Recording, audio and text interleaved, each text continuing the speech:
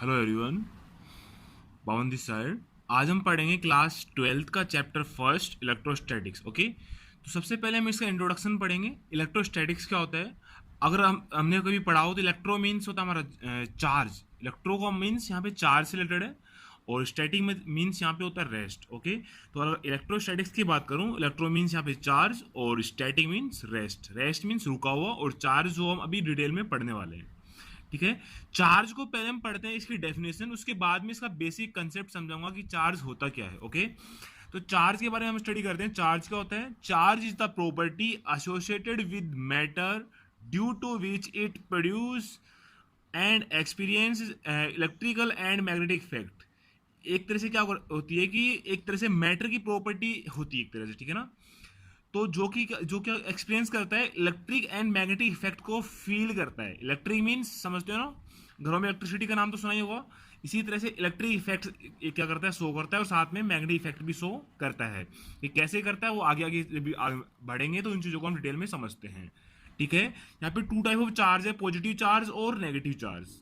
ठीक है, चार्ज का मीन्स यहाँ पे लिखा हुआ है डिफिशियंसी ऑफ इलेक्ट्रॉन, और excess of electron means negative charge, और positive charge means deficiency of electron. ठीक है, इसको हम डिटेल में समझते हैं। देखो, चार्ज का मतलब अगर पढ़ाओ हमने, तो चार्ज के बारे में दो ही चीज पढ़ी हमने, एक तो प्रोटॉन होता है, एक इलेक्ट्रॉन होता है। जितने भी आसपास जो भी ऑब्जेक्ट हमने हमने देखे हैं हमारे आसपास, वो सब किससे मिलके बने होते हैं? एटम से मिलके बने होते हैं। किससे मिलके बने होते हैं? एटम से। और हमें पता है कि एटम के अंदर कितनी चीजें होती हैं? तीन चीजें होती हैं। एक तो हमारा न्यूक्लियस होता है, और ना, और न्यूक्लियस में क्या होता है? इलेक्ट्रॉन, सॉरी, प्रोटॉन होता है। और एक क्या होता है? एक मिनट, इसको मैं थोड़ा सा देखिएगा। हमने पढ़ा हुआ कि इस टाइप का हमारा क्या होता है? एटम होता है। ठीक है, एटम के सेंटर पे क्या होता है? न्यूक्लियस होता है, जिसमें प्रोटॉन होते हैं और सॉरी, न्यूट्रॉन होते हैं। और इलेक्ट्रॉन जो होते हैं इसके चार ओर ऐसे राउंड राउंड घूमते रहते हैं। ऐसा किसी ने पढ़ा हो, पहले किसी ने पढ़ा होगा शायद, है ना। केमिस्ट्री में 11th क्लास में चीजें पढ़ चुके होते हैं कि हमारा न्यूक्लियस और उसके चारों तरफ क्या होता है? इलेक्ट्रॉन्स अपने ऑर्बिट्स में घूमते रहते हैं इसके अंदर। अब बात करते हैं कि इसमें चार्ज पार्टिकल कौन कौन सा है। एक तो प्रोटॉन होता है जो कि न्यूक्लियस के पास में होता है, एक इलेक्ट्रॉन होता है जो कि इलेक्ट्रॉन्स होते हैं उसमें घूमते रहते हैं। ध्यान रखना, प्रोटॉन जो होता है न्यूक्लियस पे होता है, और इलेक्ट्रॉन्स आउटर ऑर्बिट्स में होता है। तो किसी भी एटम से प्रोटॉन कभी भी नहीं निकल सकता। किसी भी ऑब्जेक्ट पर प्रोटॉन चार्ज नहीं हो सकता, इलेक्ट्रॉन चार्ज हो सकता है। समझ में आया कैसे? सपोज दैट मैं हाइड्रोजन की बात करता हूं, हाइड्रोजन की बात करूं तो हाइड्रोजन में एक इलेक्ट्रॉन होता है, एक प्रोटॉन होता है, एक न्यूट्रॉन होता है, जो भी होता है। अभी मैं न्यूट्रॉन की बात नहीं कर रहा हूं, हाइड्रोजन में एक्सप्लोर न्यूट्रॉन नहीं होता है ना, जो भी होगा। देखो, एक इलेक्ट्रॉन होता है, एक प्रोटॉन होता है। अगर मैं इससे एक इलेक्ट्रॉन निकाल दूं, अभी हाइड्रोजन एच था, न्यूट्रल था। न्यूट्रल मतलब एक प्लस और एक माइनस। जितना इलेक्ट्रॉन पर पॉजिटिव नेगेटिव चार्ज होता है, उतना ही प्रोटॉन पर पॉजिटिव चार्ज होता है। बात क्लियर है सबको? तो हाइड्रोजन अभी न्यूट्रल है, हाइड्रोजन से मैंने एक इलेक्ट्रॉन निकाला, तो यहां पे एक प्रोटॉन बचेगा, तो हाइड्रोजन बन जाएगा H प्लस, बना H प्लस। तो यहां पे इसका मतलब इस पे नेट चार्ज कितना है? +1 चार्ज है। इसका मतलब तुम क्या समझ रहे हो यहाँ पे? सिंपल सी ये चीज समझनी तुमको कि अगर किसी भी ऑब्जेक्ट से इलेक्ट्रॉन निकला, यहां से इलेक्ट्रॉन निकला, तो देखो इलेक्ट्रॉन निकला, तो यहाँ पे इलेक्ट्रॉन एक भी नहीं है, प्रोटॉन है, तो इस पे चार्ज आ गया प्लस।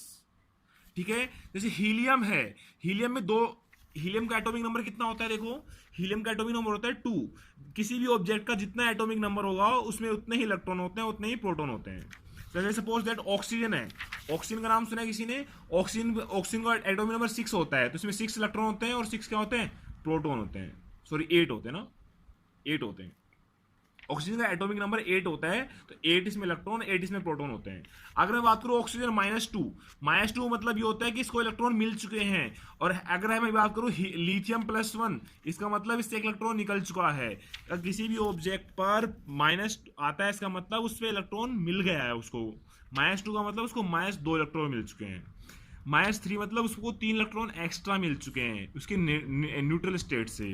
क्या बात समझ में आ रही है? अगर किसी ऑब्जेक्ट पर ऐसा है हीलियम +2, मतलब इससे 2 इलेक्ट्रॉन निकल चुके हैं। Hydrogen, helium, helium second number पे आता है। तो अगर मैं हीलियम +2 की बात करूं, तो इसमें कितने इलेक्ट्रॉन्स हैं? इसमें इलेक्ट्रॉन 0 हैं, क्योंकि हीलियम में 2 इलेक्ट्रॉन्स हुआ करते थे जो कि निकाल लिए गए हैं। प्लस मतलब निकालना, और +1 मतलब एक इलेक्ट्रॉन निकालना, +2 मतलब 2 इलेक्ट्रॉन निकालना। बात क्लियर है सबको? यहाँ पे मैंने इसीलिए बोला, यहाँ पे इस चीज को समझो वापस से। अब पॉजिटिव चार्ज मींस होता है डिफिशियंसी ऑफ इलेक्ट्रॉन, और नेगेटिव चार्ज मींस होता है एक्सिस ऑफ इलेक्ट्रॉन। मतलब किसी भी ऑब्जेक्ट से इलेक्ट्रॉन निकलेंगे तो उस पर पॉजिटिव चार्ज आएगा, जिस पे इलेक्ट्रॉन आएगा उस पर नेगेटिव चार्ज आएगा। एक क्वेश्चन ऐसा भी बन सकता है, अगर चाहो तो बनाना चाहो तो, अगर कोई ऑब्जेक्ट को रब, दो ऑब्जेक्ट को रब करूंगा, क्या करूंगा मैं, कोई भी दो ऑब्जेक्ट को रब करूंगा, आगे समझाऊंगा इसको डिटेल में। तो रब करूंगा तो क्या होगा, एक पे पॉजिटिव चार्ज आया और एक पे क्या आया, नेगेटिव चार्ज आया। तो इस पे जितना पॉजिटिव चार्ज आएगा उतना इस पे नेगेटिव चार्ज आएगा। एक्चुअल में क्या हुआ, दोनों न्यूट्रल थे, इसका चार्ज इसमें ट्रांसफर हो गया, तो जितना चार्ज इससे निकलेगा, मतलब जितने इलेक्ट्रॉन इससे निकलेंगे उतने इस पे ट्रांसफर होंगे। तो जिससे इलेक्ट्रॉन निकलेंगे उस पे आएगा पॉजिटिव, और जिस पर इलेक्ट्रॉन आएंगे उस पे आएगा नेगेटिव चार्ज। क्या बात क्लियर है सबको? आई थिंक सबको क्लियर हुआ होगा। चलो नेक्स्ट चलते हैं। यूनिट ऑफ चार्ज जो होती है, हम कुलाम कुलाम की बात करते हैं यहाँ पे। कुलाम जो हमारे साइंटिस्ट थे उन्होंने इस सबसे पहले फाइंड किया था। और एक फैराडे में कितने गुलाम होते हैं, 96,500 गुलाम होता है। ठीक है, ये फैराडे जो होता है एक कैपेसिटेंस की यूनिट होती है, आगे पढ़ाएंगे इसको कैपेसिटेंस में, कि एक फैराडे में हम कितना चार्ज स्टोर कर सकते हैं। तो एक फैराडे जो होता है उसमें 96,500 चार्ज हमारा इसके इक्वल होता है। ठीक है, फैराडे भी एक साइंटिस्ट थे, जो भी होगा उसको हम आगे पढ़ेंगे डिटेल में। स्पेसिफिक प्रॉपर्टी ऑफ चार्ज, अब चार्ज की कुछ प्रॉपर्टीज होती हैं उसको देख लेते हैं। फर्स्ट प्रॉपर्टी चार्ज की क्या होती है, charge is a scalar quantity. Charge हमारी क्या होती है, एक स्केलर क्वांटिटी होती है, मतलब इसको सिंपली प्लस माइनस कर सकते हैं। प्लस माइनस का मतलब क्या होता है, प्लस 5 गुलाम चार्ज और माइनस 2 गुलाम चार्ज है, तो नेट चार्ज कितना हो गया, प्लस का 3 गुलाम। ठीक है, प्लस 5 गुलाम माइनस 2 गुलाम, नेट कितना मिल गया, प्लस का 3 गुलाम। तो हमारी स्केलर क्वांटिटी होती है, उसको सिंपली प्लस माइनस हम कर सकते हैं। तो चार्ज क्या होता है कि स्केलर क्वांटिटी होती है। दूसरा होता है एडिटिव इन नेचर। चार्ज क्या होता है, additive in nature. Additive in nature मतलब अभी सिंपल होता है ना, चार्ज को ऐड कर सकते हैं सिंपल। ठीक है ना, सपोज दैट अगर किसी ऑब्जेक्ट, कोई ऑब्जेक्ट है हमारे पास, तो ऑब्जेक्ट पे चार्ज कितना है हमारे पास, देखो एक ऑब्जेक्ट है, उस पर चार्ज हमारा ऑब्जेक्ट 5 गुलाम चार्ज है, इसको मैंने क्या कर दिया, 5 गुलाम और दे दिया, तो कितना हो जाएगा, 10 गुलाम चार्ज हो गया। सिंपल एडिटिव नेचर में होता है, मतलब सिंपल ऐड प्लस माइनस कर सकते हैं। अगर प्लस 5 गुलाम चार्ज था इस पर, है ना, और माइनस 5 गुलाम चार्ज और दे दिया इसको, तो नेट चार्ज कितना हो गया इस पर, 0। कितना हो गया, 0। प्लस का मतलब इलेक्ट्रॉन निकाल लिए गए, और माइनस का मतलब उतने इलेक्ट्रॉन वापस से दे दिए गए इसको, जितने इलेक्ट्रॉन निकाले थे उतने इलेक्ट्रॉन वापस दे दिए, तो न्यूट्रल हो जाएगा, मतलब चार्ज 0 हो जाएगा। समझ में आया सबको? ओके, तो ठीक है ना। Charge is quantize. चार्ज होता है क्या होता है, क्वांटाइज होता है। क्या होता है, क्वांटाइज। क्वांटाइजेशन का मतलब समझते हो, चार्ज होता है इलेक्ट्रॉन का इंटीजर मल्टीपल होता है। यहाँ पे एन जो होगा इंटीजर होगा, 1 2 3 4 डॉट डॉट डॉट।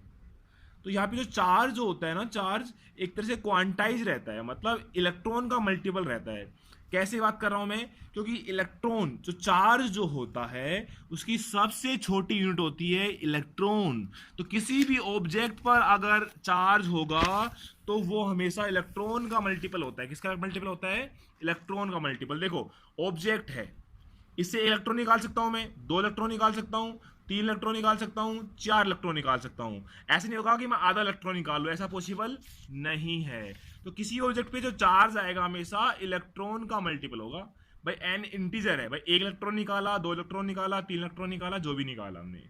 तो क्वांटाइजेशन का मतलब होता है कि कोई भी ऑब्जेक्ट पे जो चार्ज होता है वो इलेक्ट्रॉन का मल्टीपल होता है। ओके, अभी इसके क्वेश्चंस में बहुत सारे कराने वाला हूं ना, अभी थोड़ा सा पेशेंस रखो, थ्योरी कंप्लीट करते हैं उसके बाद हम क्वेश्चंस भी करेंगे। Charge is transferable. चार्ज को हम ट्रांसफर कर सकते हैं, मतलब एक बॉडी से दूसरी बॉडी में चार्ज को ट्रांसफर करते हैं। अभी बताया भी मैंने, जिस बॉडी से इलेक्ट्रॉन निकलता है उस पर क्या आता है, प्लस आता है, और जिस बॉडी के पास इलेक्ट्रॉन जाता है उस पर क्या आता है, माइनस आता है। कोई भी बॉडी हो सकती है, कोई भी एटम भी हो सकता है, ठीक है, सबके लिए वैलिड है। जिससे भी इलेक्ट्रॉन निकलेगा उस पर प्लस आएगा, एक इलेक्ट्रॉन निकला तो एक प्लस आ जाएगा, 2 इलेक्ट्रॉन निकलेगा तो 2 प्लस आ जाएगा। इस पे एक इलेक्ट्रॉन आया एक्स्ट्रा तो एक माइनस का 1, 2 इलेक्ट्रॉन आ गए तो माइनस का 2। ठीक है, जो भी होगा उसमें ऐसा सिंपली होता है। Charge is conserve. चार्ज हमेशा क्या होता है, कंजर्व रहता है। अगर मैं बात करूं कोई एक आइसोलेटेड सिस्टम है, आइसोलेटेड सिस्टम उसको बोलते हैं जिसके अंदर ना तो चार्ज बाहर से कुछ चार्ज आ सकता है, ना ही अंदर से बाहर जा सकता है, उसको बोलते हैं आइसोलेट। ठीक है ना, आइसोलेट का मतलब समझते हो ना भाई, आइसोलेट का नाम भी सुना होगा, आजकल हम समझ रहे हैं कि आइसोलेट कर दो सबको, है ना, घरों में आइसोलेट कर देते हैं। मतलब आइसोलेट का मान लो कि मैंने बोला कि एक मरीज को आइसोलेट कर दो, इसमें मतलब ना तो मरीज बाहर जा सकता है ना बाहर वाला अंदर जा सकता है, उसको बोलते हैं आइसोलेट। समझ में आ गया? ये आइसोलेट सिस्टम है। मान लो इसमें 2 ऑब्जेक्ट रखे हुए हैं, इन दोनों को मैंने रब किया, रब करने में एक पे आ गया प्लस चार्ज और एक पे आ गया माइनस चार्ज। तो एक पे आ गया प्लस चार्ज और एक पे आ गया माइनस चार्ज, ठीक है, इस पे आ गया प्लस चार्ज, इस पे आ गया माइनस चार्ज। देखो इन दोनों को पहले नेट चार्ज जीरो था, अभी भी नेट चार्ज दोनों का क्या होगा, जीरो होगा, क्योंकि आइसोलेट सिस्टम का नेट चार्ज हमेशा कंजर्व रहता है। मतलब चार्ज को हम एक बॉडी से दूसरी बॉडी के अंदर ट्रांसफर कर सकते हैं, लेकिन कभी भी डिस्ट्रॉय नहीं कर सकते, ठीक है ना। तो चार्ज हमेशा कंजर्व रहता है किसी भी आइसोलेट सिस्टम का। किसका, आइसोलेट वर्ड यूज करना बहुत जरूरी है, आइसोलेट यूज करना बहुत ही जरूरी है, ठीक है। तो चार्ज कंजर्व रहता है, किसका कंजर्व रहता है, किसी भी आइसोलेट सिस्टम का।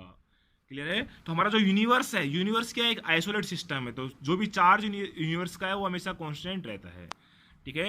एक स्टार मार्क करने वाला पॉइंट है, एक्सीलरेटेड चार्ज रेडिएट एनर्जी। जो एक्सीलरेट चार्ज है हमारा, एक्सीलरेटेड चार्ज होता है, रेडिएट एनर्जी को रेडिएट करता है। बात क्लियर है सबको।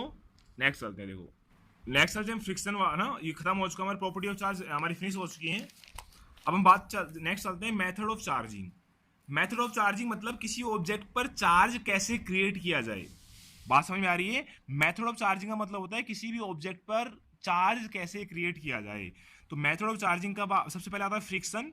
फ्रिक्शन के थ्रू हम कोई भी ऑब्जेक्ट पे चार्ज क्रिएट कर सकते हैं। कैसे, देखो, if we rub one body with another body, electrons are transferred from one body to another body.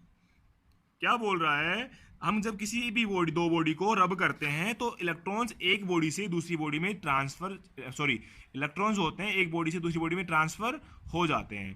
तो जिस बॉडी से इलेक्ट्रॉन निकलेंगे उस पर प्लस आता है, मैंने बताया था पहले। तो जिस बॉडी पर इलेक्ट्रॉन आते हैं, इलेक्ट्रॉन आना मतलब इलेक्ट्रॉन बढ़ना मतलब माइनस होना। इलेक्ट्रॉन इलेक्ट्रॉन किसका सिंबल होता है, माइनस का सिंबल होता है। जिस पे इलेक्ट्रॉन आ गया उस पर माइनस, ध्यान रखना। इलेक्ट्रॉन्स किसका सिंबल होता है, माइनस का सिंबल होता है। जिस बॉडी पर क्या आ गया, माइनस आ गया, इसका मतलब इलेक्ट्रॉन आ गया इस पे, और जिससे इलेक्ट्रॉन निकल गया उस पे आ गया प्लस। बात क्लियर है। ओके, तो दो ए और बी ऑब्जेक्ट है, आफ्टर रबिंग ए पे आ गया प्लस, ए पे बी पे आ गया माइनस। नीचे मैंने लिखा हुआ है charge on A and B is equal and opposite. A पे और बी पे जो चार्ज है इक्वल होगा और क्या होगा, अपोजिट नेचर का होगा, क्योंकि जितना चार्ज इससे, जितने इलेक्ट्रॉन भाई ए से निकलेंगे उतने ही तो बी में जाएंगे। तो जितना ए पे प्लस आएगा उतना बी पे आएगा। ओबीसी बात है, कोई इसी के तो इलेक्ट्रॉन इसमें ट्रांसफर हो रहे हैं, बाहर से तो कोई आ नहीं रहा। तो ए पे चार्ज और बी पे चार्ज बराबर रहेगा, ठीक है। अब देखो, अब बात करते हैं इलेक्ट्रोस्टैटिक इंडक्शन। इलेक्ट्रोस्टैटिक इंडक्शन की बात हम करते हैं तो यहां पे देखो, इंडक्शन का मतलब समझते हो क्या होता है, इंड्यूस करना। क्या करना, इंड्यूस। कैसे इंड्यूस करते हैं, सुनो, देखो इसको समझते हैं। इफ ए चार्ज बॉडी, एक मिनट, देखो, if a charged body is brought near a uncharged metallic body, then charged body attract opposite charge and repel similar charge। ऐसा हुआ, एक ये अनचार्ज बॉडी है, ठीक है, मतलब जितना इस पे प्लस है उतना ही माइनस होता है भाई। अनचार्ज बॉडी या न्यूट्रल बॉडी किसको बोलते हैं, जिसपे जितना प्लस है उतना ही माइनस हो। तो इसको, इसके पास पहले ऐसे था, देखो बिल्कुल ऐसे न्यूट्रल था ऐसे, ठीक है। जैसे मैंने क्या किया, इसके पास में एक प्लस पॉजिटिव चार्ज एक रोड इसके पास में लेके आया, तो रोड क्या करेगा, प्लस वाला चार्ज तो क्या करेगा, दूसरे दूर चला जाएगा, और माइनस वाला जो चार्ज है इसके बिल्कुल पास में आ जाएगा, ठीक है। तो बात क्या हुई, जो भी प्लस चार्ज इस पे आया था, इस पे जो प्लस चार्ज आया उसको मैंने अर्थिंग कर दी। प्लस चार्ज हमारा कहाँ चला गया, अर्थ के अंदर चला गया, और माइनस चार्ज इस बॉडी के अंदर रह गया। जैसे इसको मैं हटा दूंगा यहाँ से, तो इस पे नेट चार्ज कुछ ना कुछ नेगेटिव में आ जाएगा, क्योंकि इस पे जो पॉजिटिव था उसको मैंने निकाल लिया और इस पे नेगेटिव चार्ज आ चुका है, तो नेगेटिव पूरे में डिस्ट्रीब्यूट हो जाता है, ठीक है। ये आउटर सरफेस मान लो इसकी, ये आउटर सरफेस पे, किस पे है, आउटर सरफेस पे। तो बात समझ में आई। इंडक्शन मतलब कोई भी रोड इसको लेके आया, उसके बाद में ये इंड्यूस हुआ। इसमें देखना, हम इसमें टच नहीं कर रहे हैं, इसको बिल्कुल कुछ ना कुछ डिस्टेंस पे रखा हुआ है। आगे हमारा कंडक्शन, इसको कॉन्टेक्ट बोलते हैं। इसमें आपस में हम टच करते हैं, लेकिन इसमें टच नहीं करते हैं, ये चीज ध्यान रखनी है। इसमें टच नहीं करते हैं, बिल्कुल पास में लेके आते हैं, बस इसको पास में इंड्यूस कर देते हैं लाके इसको, लेकिन इसमें टच कर देते हैं। अब अगर टच कर देंगे तो चार्ज ट्रांसफर हो जाएगा, ठीक है। जैसे हमारी करंट होती है ना हमारी, जब टच करते हैं वायर को तभी तक करंट आता है हमारे, अगर वायर दूर से करंट नहीं आएगा वायर में, ठीक है। तो इलेक्ट्रोस्टैटिक इंडक्शन समझ में आ गया। उसके बाद बात करते हैं कंडक्शन। कंडक्शन है कॉन्टैक्ट में, मतलब कॉन्टैक्ट करके। कंडक्शन मतलब होता है चलना एक तरह से, ठीक है ना, कॉन्टैक्ट करा के चलाते हैं। देखो the process of transferring of charge by contact of two bodies is known as conduction. Conduction मतलब कोई भी दो बॉडीज को हम कांटेक्ट में लाके उसमें चार्ज को ट्रांसफर करवाते हैं। देखो इसमें क्यू चार्ज था, इस पे Q equal to zero charge था, इस बॉडी पे चार्ज जो था हमारा क्यू है, इस पे कोई भी चार्ज नहीं है। तो अब क्या हुआ, जैसे दोनों को टच किया तो दोनों पे चार्ज आ गया क्यू डैश और Q dash, capital Q dash और क्यू डैश। ठीक है, अब कोई बोलेगा क्या सर इन दोनों पे चार्ज बराबर बराबर, अगर ये क्यू है क्या ये जीरो है, क्या दोनों पे हाफ हाफ चार्ज होना चाहिए? वो टर्म एंड कंडीशन पर डिपेंड करता है। अगर दोनों सिमिलर हैं, सिमिलर ये ऑब्जेक्ट हैं, बिल्कुल similar, material similar, geometry similar है, तब दोनों पे हाफ हाफ चार्ज डिस्ट्रीब्यूट हो सकता है, अदरवाइज चार्ज बराबर डिस्ट्रीब्यूट नहीं होगा। देखो इसमें मैंने नोट लिखा हुआ है, ये क्वेश्चंस जो होता है बोर्ड में बहुत ज्यादा बार इस टाइप के क्वेश्चंस न्यूमेरिकल्स आते हैं इस कंसेप्ट पे, तो समझ लो इसको अच्छे से।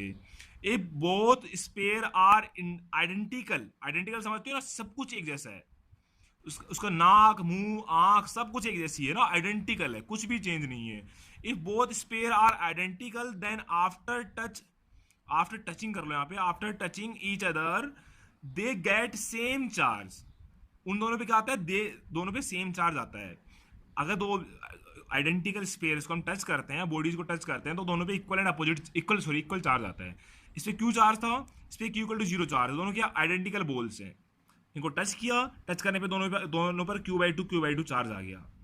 अगर यहाँ पे तो जीरो था और यहाँ पे क्यू था, अगर ऐसा ना हो कि दोनों पे कुछ ना कुछ चार्ज हो, तब कैसे करेंगे? सिंपल ऐसे करते हैं, अगर मान लो इस पे Q1 चार्ज है, इस पे Q2 चार्ज है, तो Q1 plus Q2 by two, Q1 plus Q2 by two दोनों पे डिस्ट्रीब्यूट हो जाता है। मतलब दोनों का चार्ज को ऐड करना और दोनों का हाफ करके हाफ हाफ दोनों पे डिस्ट्रीब्यूट हो जाएगा। फॉर एग्जाम्पल देखो ऐसे समझ सकते हैं इसको, एक ये बॉल है मेरे पास, इस पे हमारे पास 5 कूलम चार्ज है, और ये है हमारे पास इस पे 8 कूलम चार्ज है।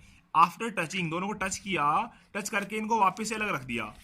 क्वेश्चन ऐसे आता है, दो ऑब्जेक्ट है, दो बॉल है, एक पे 5 कूलम चार्ज है, एक पे 8 कूलम चार्ज है, दोनों आइडेंटिकल है। ठीक है, कैसी है? दोनों आइडेंटिकल है, और दोनों को टच करने के बाद में उनको वापस से दूर दूर मैंने रख दिया, तो इन दोनों पे चार्ज कितना आएगा? चार्ज इस पे आएगा 5 प्लस 8 बाई टू, इस पे चार्ज आएगा 5 प्लस 8 बाई टू, 5 और 8 कितना आएगा? 13 बाई टू कूलम आ जाएगा इस पे, और इस पे भी कितना आएगा? 13 बाई टू कूलम आ जाएगा। दोनों पे equal and sorry equal charge आएगा। ठीक है, अगर दोनों आइडेंटिकल है, क्या है? आइडेंटिकल।